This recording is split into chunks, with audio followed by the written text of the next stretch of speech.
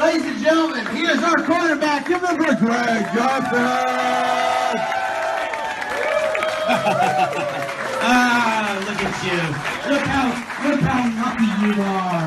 You are the luckiest people. You know. I'm not happy, okay? I can tell you, I'm not happy, okay? I can't blame him either. They canceled Sex and the City 3. What's the world coming to?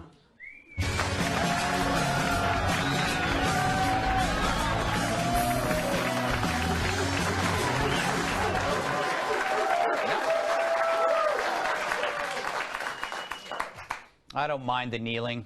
No, I'm sick of the kneeling. I haven't been this sick of something since I ate a pound of candy corn and then rode the teacups. That was last year. There hasn't been this much talk about kneeling since Monica Gate.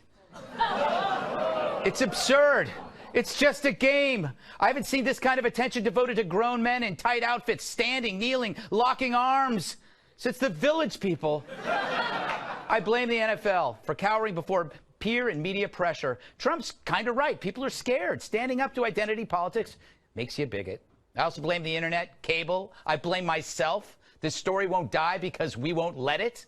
This whole thing reminds me of a spat at a Walmart that gets out of hand. Everyone starts gawking and then strangers join in. 1 hour later, it's a police action because someone's not wearing pants and a lady lost her wig. You see it on World Star. Then everyone goes home. Well, it's time to go home. Time to let it die. Could you see these protests spreading?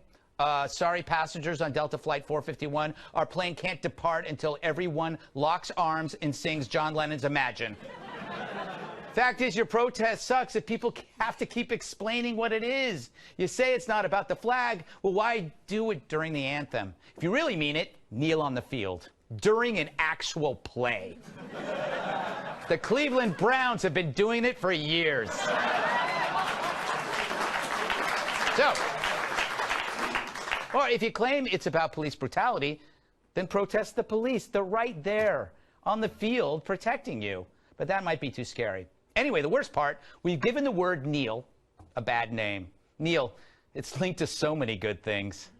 Neil Diamond, Neil Sedaka, Neil Armstrong, Neil Patrick Harris, and of course, Neil Cavuto.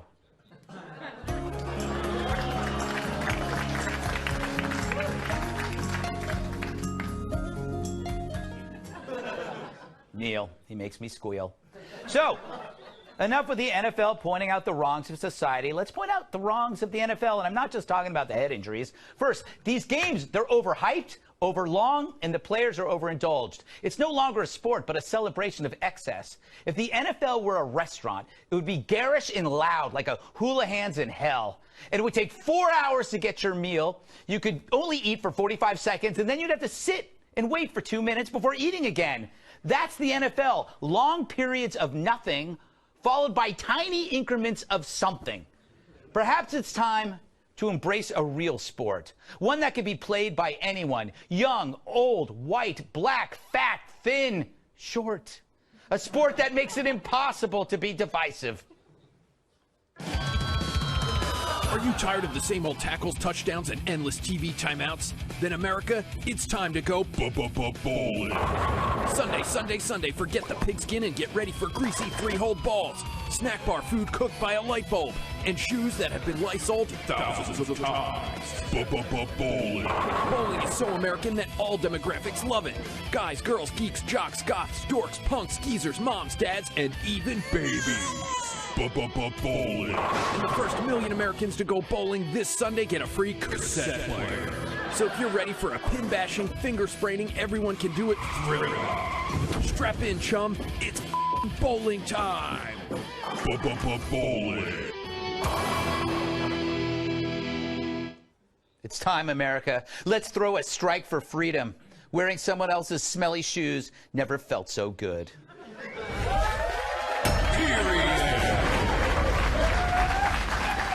Let's welcome tonight's guest. She flew here on a ladybug. She's one of my co-hosts on The Five and will now be anchoring the Daily Briefing. Starting Monday at 2 p.m. Eastern, Data Perino. If looks could kill, she could prosecute herself. for murder. Just to make it clear. She's also one of my co-hosts on The Five, Miss Kimberly Guilfoyle. And when life gives her lemons, she throws them at poor people. National Review reporter Katherine Timpf.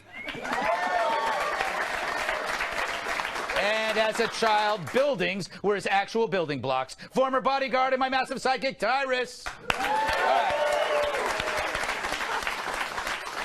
So, Tyrus, like me, you played... In what way? I was going to say that we played in arena football. Yeah. But I retired. You were injured. What is your... Injured? I moved on. You know what? Please ask your question. What is your take? I have a feeling that you are kind of in a tough bind because you played, you were in camp at the NFL, and you know the, I don't know, the turf to speak. Well, I know the work that it takes just to get there. Yeah. And to stay there is a whole other thing. And I've been, first and foremost, this has been a tough week for me because I've seen a lot of ugliness. Mm-hmm. And my argument is not on what's on both sides. Yeah. People are passionate about their love of country. Mm-hmm.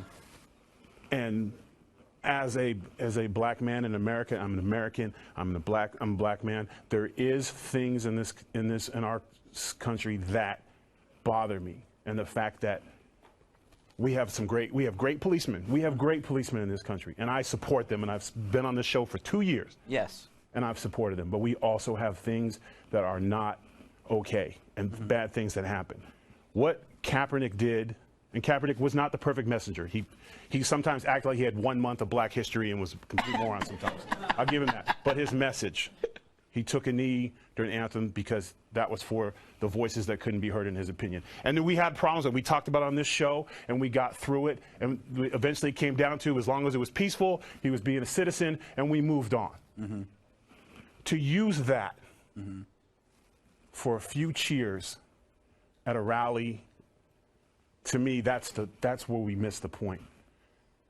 Mr. Trump, you're better than that. If you can't talk about anything else in Alabama about football, are you kidding me? They're national champions every other year. Greatest college town in America. Like, there was things you could have talked about. Using that on that platform was so divisive and heartbreaking for me because he's not going to feel affected from it. He's not going to be in that bar. He's not going to be walking to school. He's not going to get spit on that protester. That's us, the people, regular people who are fighting this fight now. That it was for a soundbite, for what he thought. And like I said, I support Mr. Trump as much as I can. He didn't think much of his base that night because he thought that's what they needed to hear. They didn't need to hear that. Can I just, when I looked at that, I felt that he was, the reason why Trump got elected is that, like it or not, he is us. And you've said it. He's like your uncle. He's also the worst of us. Yeah, but and it can he was be, in but that he also. We didn't need, my point was, I work very hard to always, whether I agree or disagree, to respect the office of the President of the United States. And I felt that the President of the United States and the White House, the office, didn't respect me. Okay, fair enough. I think that he was a viewer, not a president. When he gets up there and he talks, he's talking like a viewer about football. You know, that's the way I see it. But I totally respect what you said, even though I disagree with you, because that's what's beautiful about this show. Yeah, and you know what? We can have that conversation. Yes. All right. Well, Dana, see, you don't get that on Fox and Friends. Or maybe you do. I'm just never up. You're sleeping it off. It was interesting. I really admired a lot of the aftermath in some ways, and I know that I agree in terms of the painfulness of it, and I also think some of the language, the choice, especially SOBs, it was the thing that stung and it hurt and it made it even worse. Interestingly, a lot of the writers, and I'll point out a couple, Jonathan Last at the Weekly Standard wrote a piece saying, let's look at the fact that it's not just one incident of police brutality that they were talking about, and he lists all of them. And it made me try to look at this from another perspective. You know, I grew up in Wyoming. We went to rodeos on the weekends, not and you football. bowled. I did bowl. Yes. My Aunt Patty Sue in Rawlins, Wyoming, owns Memory Lanes, and that we did bowl. But we, of course, we stood with our hands over our heart. You bowled with a marble. That's a good one. Yes. You should have saved that for one of your openings because you're going to running out of material. Anyway, my point is that there was a lot of thoughtfulness actually that happened this week, and towards the end of the week, as the players start to decide what they're going to do at the weekend for the fans to try to get back to football, that there is a movement for criminal justice reform in the country, and there could be a bipartisan movement. There's a lot of conservatives that agree with a lot of independents, like Rand Paul on the libertarian side, and then on the liberal side, there actually is a way to get policy to move forward so that people that feel like they are protesting are actually being heard, and everybody can, as you said, go home. Yeah. You know, Kimberly, I think that one of the probably the big positive things was, I mean, I still, I find the whole idea of these symbolic gestures, to me, a little silly. It's just grown men, and but it doesn't matter what political side, it just drives me a little crazy. Right. I have to hand it to Dallas for separating the protest from the anthem, because I think that was, like, as Trump said, was progress, and it ended up pushing it to some sort of solution, maybe. Yeah, I think you're making a fair point because, you know, look, I appreciate the emotion, the passion, and the life experience, you know, for Tyrus, what you've gone through from people that you know, that you've worked with also professionally. It takes a lot of courage to be able to put yourself out there, especially when, you know, your job is on the line as well and you have the president saying something. But at the same time, I'm also looking, okay, I think the president's made those comments spontaneously. I don't think that was something that he planned, you know, on saying, but when he's speaking and he went an hour, 20 minutes or whatever over time, he does a lot of this that's extemporaneous, and there's things that he says that sometimes people are like, whoa, we want to take it back, we want to keep him on prompter.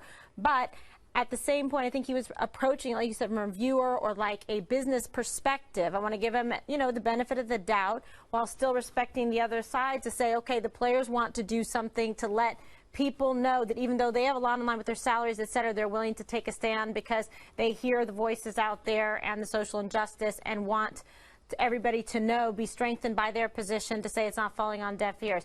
Dallas, however, what they did was they carved it out and they separated it out a little bit to say, we're going to acknowledge, but we're not going to tie it to something that could also be offensive to military, to veterans, the people who have fought and bled and died. That means something to them, too. And I think we need to be respectful of that so they don't feel diminished in the process or that people aren't really, you know, understanding the full impact of the anthem and the flag. You know, Kat, I just go back to this idea that this got out of hand. It just feels like it was a ball that got rolling, and it's like if you polled America, this was not part of this is not something that is part of their lives. I will say, nonviolent protest, I'm all for it. Given the stuff that we see on the streets with Antifa, this is good. It's good that people do this, but you gotta, if you're taking a risk, you gotta know you're gonna upset people, or it's not a protest. Right. Well, part of the reason why it got so big was because of President Trump's SOB comment. That's when more people jumped in. Yeah, it's a peaceful protest. Institutional racism when it comes to criminal justice is a real thing. It's good to see people protesting peacefully.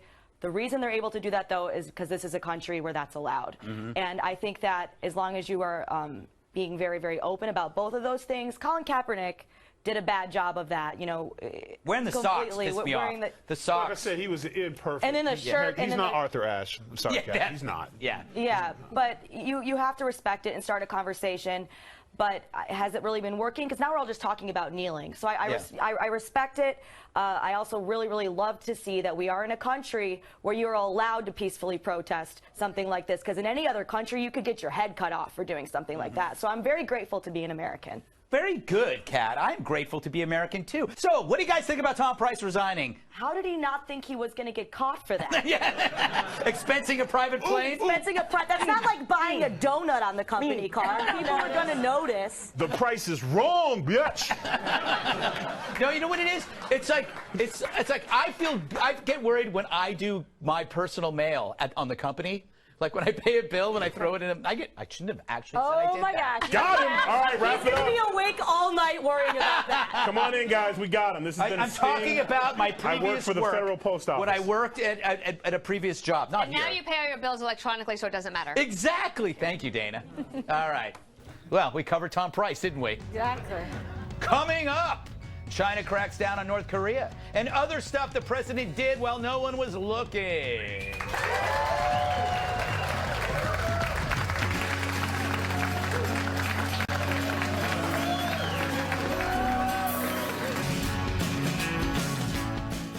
So while the nation was reeling over kneeling, what was lost in the sauce was pretty appealing. Pretty good. The economy grew at its fastest rate in 2 years. Unemployment shrinking. A new tax plan was unveiled. And of course, Kim Kardashian is pregnant. I think all the Kardashians are pregnant. But the best news is that China started getting tough with North Korea. This week, China ordered all North Korean companies on their turf to shut down by January. China's abiding by the UN sanctions, but the Trump administration should get some credit too. How many times have we heard Donald say this? China can come out and frankly, they will, they say they don't have that much control over North Korea. They have total control because without China, they wouldn't be able to eat. We should put pressure on China to solve the problem.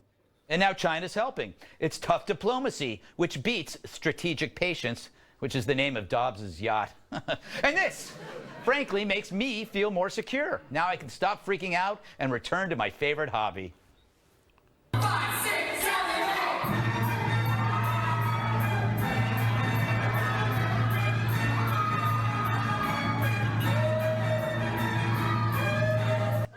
8. Good. Yeah, I got a free ride on that. Kimberly, this is great news, but it illustrates how President Trump works and why people keep getting him wrong. He starts out like at one side, and it's like really tough, and then all of a sudden people get like, oh, he's crazy, and then all of a sudden they're kind of listening and they're changing. And then somehow he waves a magic wand and a solution or a good outcome, something favorable comes out of it. Yeah, so look, with North Korea, people were very angry and upset. Remember when he was talking about fire and, fury, and then the way he was pushing China, he said, wow, we're going to alienate somebody that we were starting to work with because they had a very good meeting to begin with. But then when he put the pressure on them, they did step up. They did agree in terms of the sanctions. So this has been very favorable, but you don't really see people giving him the credit for that outcome. Dana, it's something about unpredictability that creates a new strategy. You don't have to necessarily tell people what you're doing. Yeah, one of my favorite stories of the week, as you brought up on the 5, was how the North Koreans were calling Republicans in Washington, D.C. to say, help us understand. Like, what does this mean? How does this work? What this has proven is that Donald Trump is now calling the shots in Asia because the sanctions are getting to the point that the Chinese realize if they don't do more, they're going to have a problem. In addition, there's something that's happening in China that is also pressing on this. There's going to be one of their big communist meetings that happens every 5 years. It's called a Congress, but it's not really a Congress. And the leader does not want to be embarrassed. They want stability at all costs. And so they're trying to get ahead of it. This starts October 18th or something like that. And so I think that China is trying to show that we've got this, we're in charge, because the last thing that he wants to do is lose face. Kat, Dana brings up quite unusually a good point. North Korea is running around town talking to anybody about Trump. They're like an obsessed ex, that's asking all of her friends if she's dating somebody else. That means you got North Korea over a barrel. Absolutely. Metaphors there. And I don't mind not knowing what's going on exactly as long as I don't get blown up. That's the most important. That's like #1 on my list of things every day. Don't get blown up is very important. But also relating to that, trying to tell the mainstream media that President Trump actually did something good is like trying to tell a woman that her ex-husband's new girlfriend isn't that bad. Like, she might make a great pot roast, but you don't want to hear it. Like, she makes a great pot. Oh, she actually, no, she doesn't. Hey, why you turned on me? That's exactly how emotional it really is. That is so true. That is exactly what everybody acts like when it comes to Trump. Tyrus, instead of pushing a button, he's pushing their buttons. Well, to go to, and I was thinking about this, and then, Miss Perino's on, so I was thinking about dogs and stuff. with her dog's awesome. If you don't know about it, you better ask somebody. Oh, nobody knows about Jasper. Yeah. Secret dog. You know what? He unfollowed you on Instagram because he was jealous of your dog. No, he followed me because he didn't want to see the pictures of my dog. He was jealous. I don't care. This is the time for this right now. It is. Because I'm bringing it. Let me bring it together. Let me just do this. Those sanctions. Yeah. And when they come down, the people are going to get really hungry. Yeah. I think and Zhang is going to be hoping he's loyal. We're loyal. North Koreans are loyal. There was another dude, Ramsey. Remember that? He said his dogs were loyal. When they tied him in the chair and left him alone with dogs, and he was sanctioned from everything else, the dogs ate his ass. So that's a Game of Thrones reference. Yes. Thank you for that. These people are going to end up. They're going to change regime within. They're going to have it's going to happen from within. One of his generals will be like, yeah, that's a good call. Pop. All right. There you go. Still to come. Oh, we have so much good stuff. Michelle Obama scolds women who voted for Trump instead of Hillary. She also ruined school lunches, so what does she know?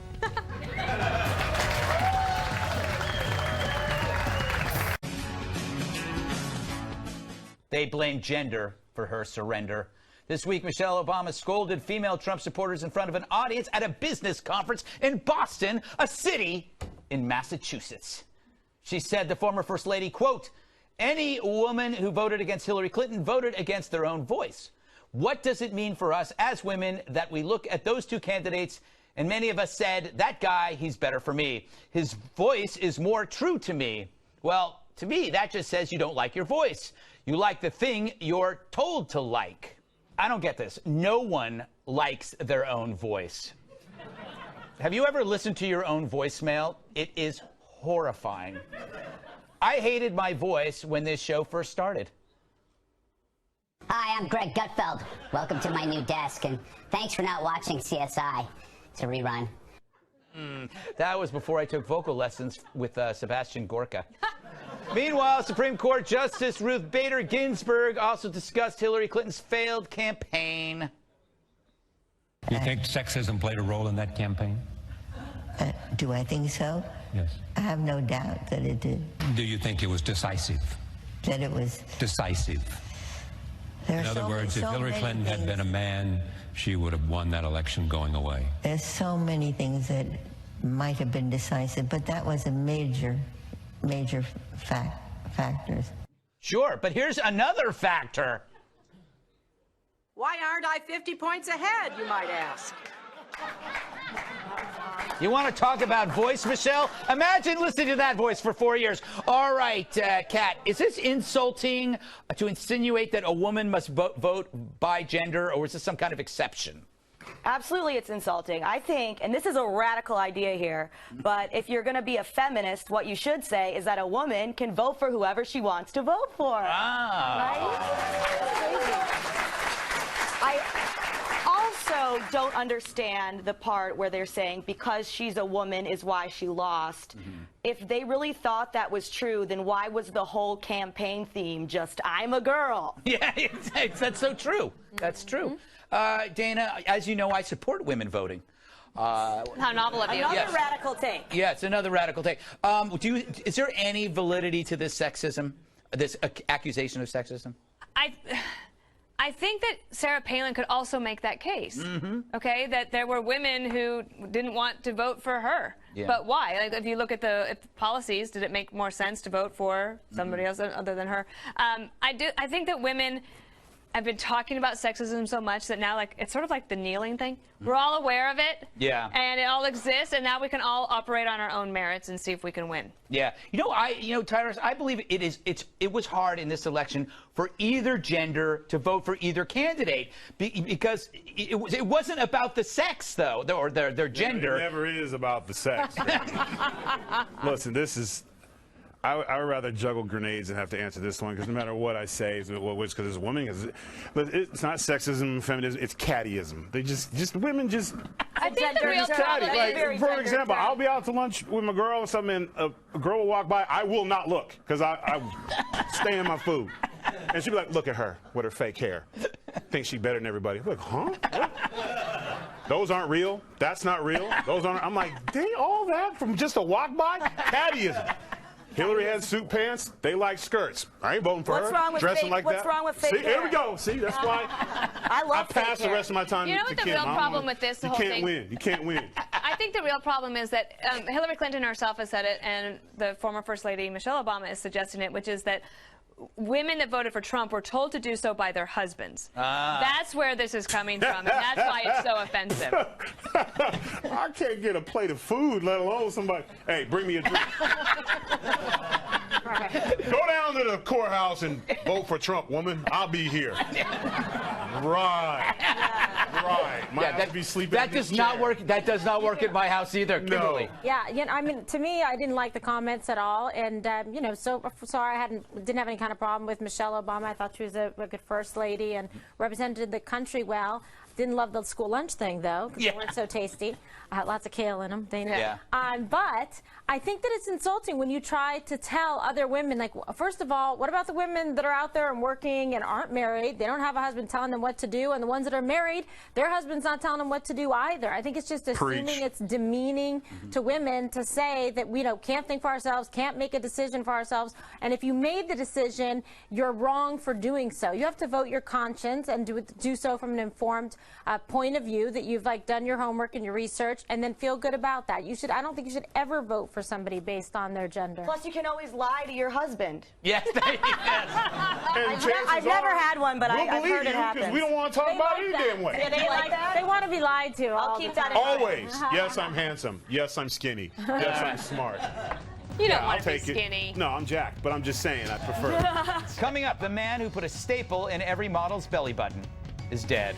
R.I.P. HEF.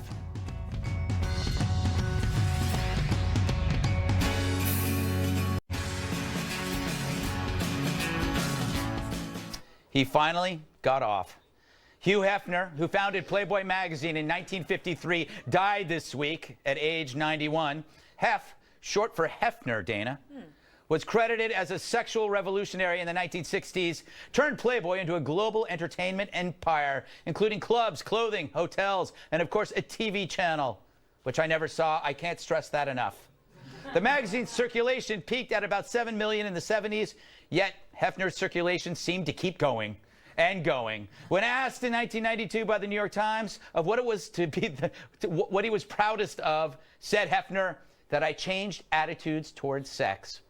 So let's pause to remember the best parts of Playboy. If your children in the room, they should totally stay for this.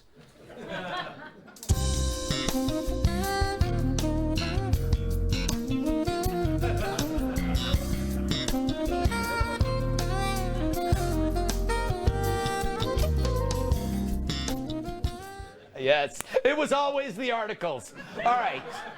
I don't even. Kat. Yes. Was he good or bad for women? Okay, well, for me, one of my ex-boyfriends, after he broke up with me, immediately started dating a Playboy bunny. So I have a little bit of resentment around the issue. However, How was her pot roast? However, yeah, exactly. Yeah! It's okay. Yeah. But you have to give him credit. Yes. You have to give him credit for seeing an opening in the market that I would have never thought existed. Think about how many men are into women, attractive women dressed up as lagomorphic mammals. Okay? He discovered that and he made millions off of it. Who would have ever thought of that? So, you know what? God bless capitalism. God bless the free market, and may he rest in peace. You know, it's interesting when I look at this, Dana, about how when you look at Playboy, this and what it's compared to today, it's like Highlights or the Weekly Reader. In the old days, you had. I love the Weekly Reader. Of course you would. That's why I brought it up. Or Dynamite. Do you remember Dynamite? Yes, I love Dynamite. Yes. I'm losing track of my thought. Okay, in the old days, you had to try hard to find something like Playboy. You had to sneak a look at it at the barber shop or keep it hidden in a hedge in the park. We used to call it hedge porn.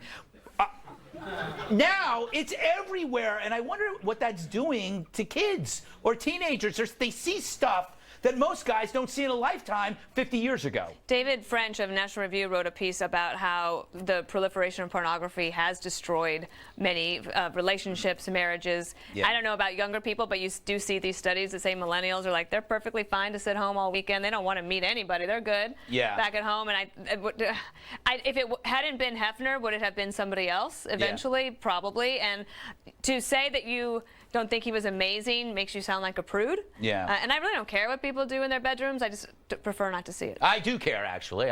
So I installed the cameras. Kimberly, I run a small bed and breakfast. Oh, my goodness. Very small. Very small, yes. Wow.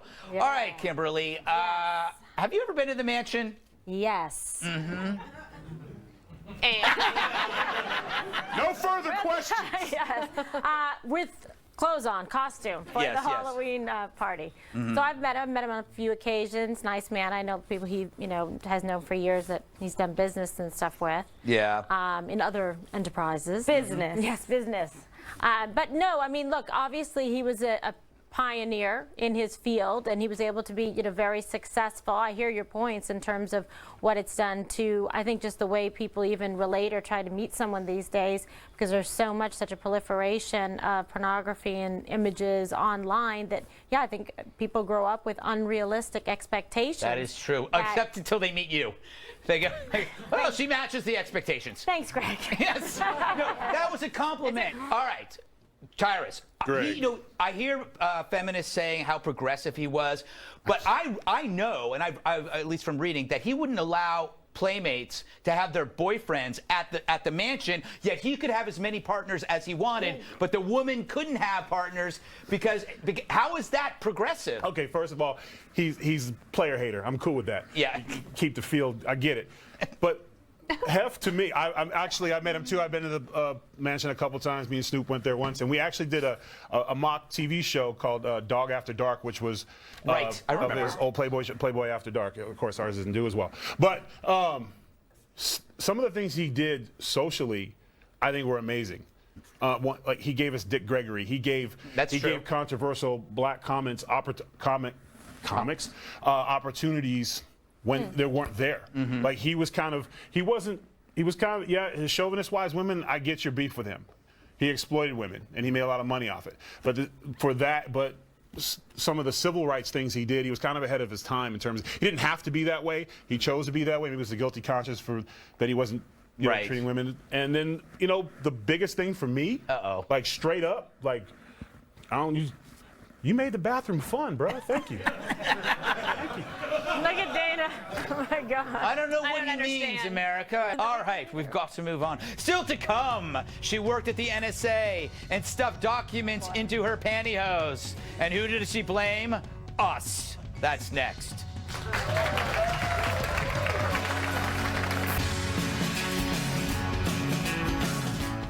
Her name is Reality Winner, and she's anything but. You may remember she was accused last year of leaking classified report about Russian election meddling. This week, a transcript of her interrogation was released, and you'll never believe what she blamed for her behavior. She told investigators, quote, I filed formal complaints about them having Fox News on, you know? At least for God's sake, put Al Jazeera on, or a slideshow with people's pets. I've tried everything to get that changed. Her solution to this problem, apparently treason. I don't know, maybe go to HR first. That's what they're there for, dealing with complaints and organizing charity fund runs. Meanwhile, all TVs at NSA headquarters will now run this.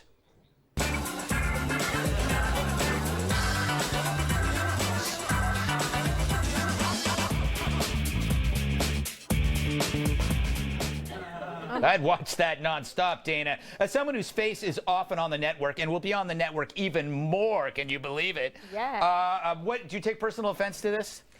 No. Well, I take offense that there's this really educated, talented woman who was able to get the top secret security clearance, who basically throws her entire life away for something so stupid. I do take offense to that because she owed herself better. She really let herself down. She is bankrupting her parents. She committed a crime against the country for something, a news story that was going to come out anyway. Yes. And I think she was being flippant when she talked to the FBI. Maybe not smart enough to realize that that will actually be used against her in court and here on the court of Fox News. And Kat, what do you say? Do you have anything to say about this? Yeah, I'm honestly surprised that she's so sensitive. You think she would have like some tougher skin after most certainly being made fun of for her name her whole life, right? She was also in the Air Force. And also, just ladies, word of advice, if you are putting anything in your pantyhose besides a foot or a leg, and that's what you're doing in your life, you run from that life. Yes. Don't do that. It never ends well. Yes, that's true. That's why I stopped wearing pantyhose. Just legs in mine. Just legs and feet. Anything other than that, and you don't want to be doing that. She's even pantyhose. You know, Kimberly, that's true. You know, guys don't have places to hide things, and that's sexist. Yes, I know. Well, you can put on some pantyhose if you like. I won't judge you. Yeah. Well, I had Totally big hair. I used to wear pants on my head to keep my wave down, but I mean, that's neither here nor there. Oh my goodness. Yeah, but I agree with Dana. This woman is just, it's so sad that, you know, she had so little regard, yes, for her country, for her family, you know, for the rest of us, and also the fact that she's sitting there blaming Fox News. I mean, that's not inspiration at all. That's like just ridiculous. It shows me that, I mean, she's really lacking in intellect if she thinks she's going to try and get away with this by blaming the fact that she's like upset in the NSA because she doesn't have a safe space because she doesn't like to listen to Fox. Really? That makes her incredibly unsympathetic. Yes. I think it should make us feel better that the NSA is watching Fox News. That's true. I agree. Maybe Yes. they're really watching. Tyrus, I mean, maybe her beef is legitimate. Like if I was I go to the gym, Equinox, and they always have the E channel on, and it drives me crazy because all I see they have botched plastic surgery. I'm sorry, you go to the gym and you watch TV? Yes, they have TVs. Yes.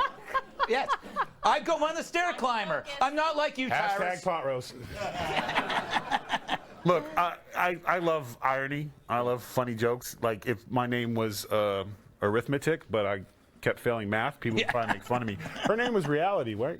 Yeah. Reality loser. So in reality, it means Echoes is real life. So she should know that creating a crime in the real world, you're going to end up in jail. Like she should have been a little smarter than that. She had security clearance, so she knew all the rules. I think I think it would be better. Her name was like Fantasy. Like, I've met some women named Fantasy. Like, I mean, They're usually dancers, though, Tyrus. I'm sure her dad at some point leaned in and be like, "We named you Reality for a reason."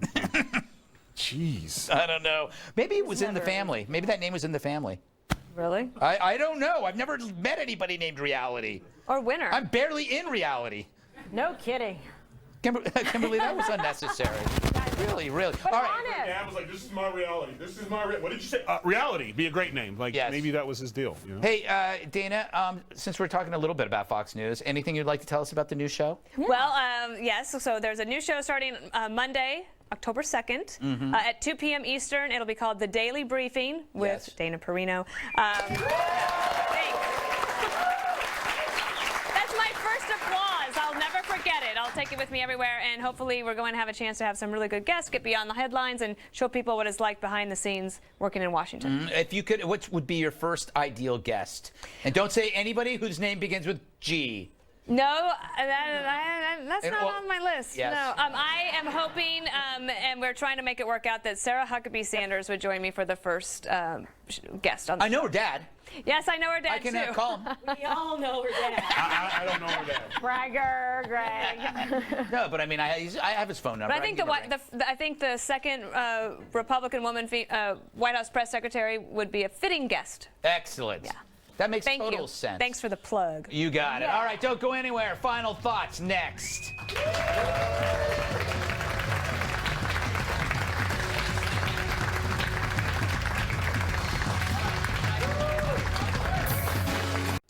I will see you Monday on the 5 with these two creeps at 5 p.m. Eastern. We're running out of time, so. What you've wanted to say all show, but haven't had the chance to say, so here's your chance to say it. Right now. Dana, you have anything? The only thing I can think of is that I am now 15 days into being off Diet Coke and diet sodas, and I think I deserve a round of applause. It's hard. It's not easy. It's not easy. I love Diet Coke. It's the greatest tasting chemical ever. Kimberly? Yes, okay, so I'm looking forward to football Sunday. Yeah. And hoping that people start to heal and listen to each other, treat each other better, so I'm excited about that. Heal, don't kneel. Heal out. Hashtag. Heal, don't kneel. That's why I'm here. I don't know why. Tyrus, some final thoughts? I watched Terms of Endearment. Yes. And I cried at the end, and I videotaped myself doing it. I'm going to post it after the show. I don't know why that show gets me, but like when she's talking to her kid, I was like, oh, man, You're a sensitive person. You're a big I'm tough. teddy bear. I'll whoop your ass and cry to you about it. Yes. And you know what? I'd pay you to do it. No, you wouldn't. I know a club. It's only a one-time deal. Like, you're not coming back. All right, That work out well for you, Greg. Hashtag pot roast. Okay, there you go. Aww. Last word, Katherine. I had 2 bagels today. Two, how am I supposed to expect other people to respect me when I so clearly don't respect myself? I don't believe she had 2 bagels because we'd see it. We'd see On two little bagels. one of them, I had half butter, half cream cheese, and the other one I had avocado and hard-boiled eggs. Yeah, if you had 2 bagels, you would basically see 2 eyeballs. I'm like 90% bagel Little eyeballs. Right around There's your... no way she had 2 bagels. All right. I did have a Diet Coke. Thanks to Dana Perino, Kimberly Guilfoyle, Katherine Timpf, Tyrus, our studio audience. I love you, America. I'm Greg Gutfeld.